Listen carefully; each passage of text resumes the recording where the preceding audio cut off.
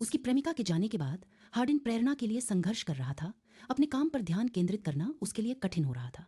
एक मोड़ तब आया जब हार्डिन की माँ ने नताली के बारे में जानकारी दी।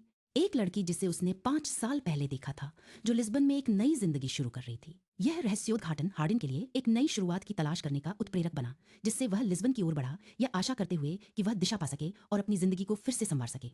लिस्बन में उसे पता चला कि नताली ने उसके लिए भावनाएं रखी थीं, जिसे उसने तब व्यक्त किया जब उसने उसके प्रति रोमांटिक कदम बढ़ाया। दृश्य पहले की ओर बढ़ गया।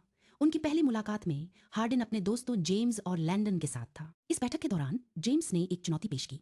हार्डिन द्वारा उसे दिए गए एक कीमती घड़ी को लौटाने की पेशकश की। उसके बाद वे एक कार्ड खेल में खो गए जो उन्होंने नताली के आने से पहले खेला था। हार्डिन ने चुनौती स्वीकार की, जिससे नताली के साथ एक अंतरंग मुठभेड़ हुई, जिसे उसने अपने फोन पर रिकॉर्ड किया। हार्डिन ने शुरू में वीडियो का उपयोग अपनी जीत को जेम्स को साबित करने के लिए, लेकिन चीजें एक भयानक मोड़ ले गईं जब जेम्स ने वीडियो को दूसरों के साथ साझा किया, जिससे इसका ऑनलाइन प्रसार हुआ। यह विनाशकारी विकास नताली की जिंदगी को पूरी तरह से उलट दिया, और उसने कभी नहीं सोचा था कि हार्डिन उसे इस तरह धोखा देगा। इसके परिणाम स्वरूप नताली के लिए स्थिति विनाशकारी थी, जिससे वह शहर छोड़ने के लिए मजबूर हो गई ताकि वह प्रसिद्धि से बच सके। इसके अलावा उसकी छात्रवृत्ति रद्द कर दी गई, जिससे वह कॉलेज जाने के लिए संसाधनों के बिना रह गई। उस समय हार्डिन को कुछ पछतावा महसूस हो सकता था, लेकिन उसने अपने कार्यों की गंभीरता को पूरी तरह से नहीं समझा। यह केवल टेस के जाने के बाद था कि उसने अपनी गलती के आकार को पहचाना और नताली से माफी मांगने के महत्व को समझा। अपने कार्यों के परिणामों का सामना करने के लिए तैयार था।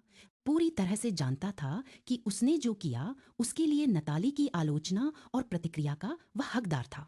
एक दिल को छू लेने वाले इशारे में उसने हार्डिन को अपने दोस्तों मैडेलिन और फ्रेया के साथ समय बिताने के लिए आमंत्रित किया, यहाँ तक कि उन्हें यह भी बताया कि वह उसका पहला क्रश था।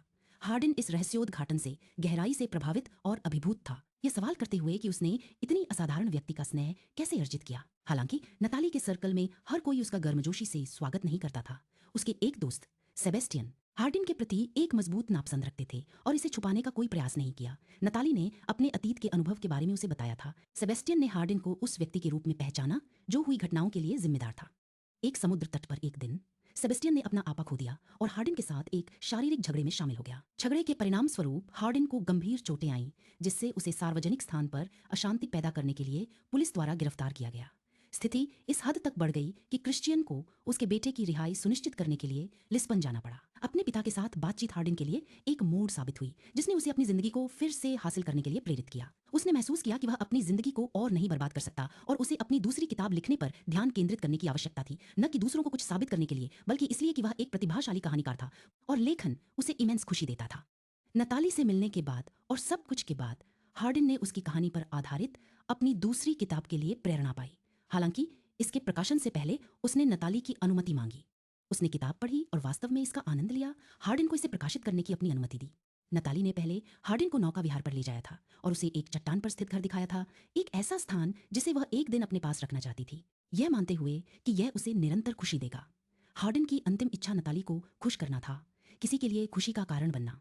नताली को अपने इरादे बताए बिना उसने उसी घर को खरीद लिया और उसके लिस्बन छोड़ने के बाद चाबियां उसे भेजने की व्यवस्था की।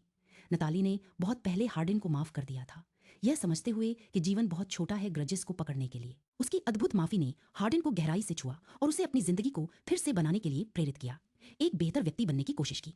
आगे बढ़ते हुए लैंडन और नोरा शादी करने की तैयारी कर रहे थे और हार्डिन ने उनके शादी में जाने का निर्णय लिया, यह जानते हुए कि टेस भी वहां होगी, जो उनके पुनर्मिलन का प्रतीक था। 2 साल बाद हार्डिन अपनी भावनाओं को नियंत्रित नहीं कर सका और टेस को बताया कि वह कितनी पछतावा महसूस करता है कि उसने उनकी कहानी को दुनिया के साथ साझा किया बिना उसकी सहमति के। टेस मजबूत होने का दिखावा करते करते थक गई थी, अपने आत्मा साथी के साथ रहना चाहती थी। लैंडन और नोरा के लिए हार्डिन द्वारा दिए गए दिल को छू लेने वाले भाषण के बाद उसने एक कमरे में टेस को खोजा, जिससे उनके बीच एक खूबसूरत और रोमांटिक पल बना। हार्डिन ने टेस से प्रस्ताव रखा और उसने खुशी खुशी स्वीकार कर लिया, क्योंकि वह किसी और के साथ भविष्य की कल्पना नहीं कर सकती थी। आफ्टर एवरीथिंग के अंत में हम देखते हैं कि कई सालों बाद हार्डिन और टेस ने शादी कर ली है और उनके जीवन में एक सुंदर बेटी का स्वागत किया है। टेस अपने दूसरे बच्चे की भी उम्मीद कर रही है।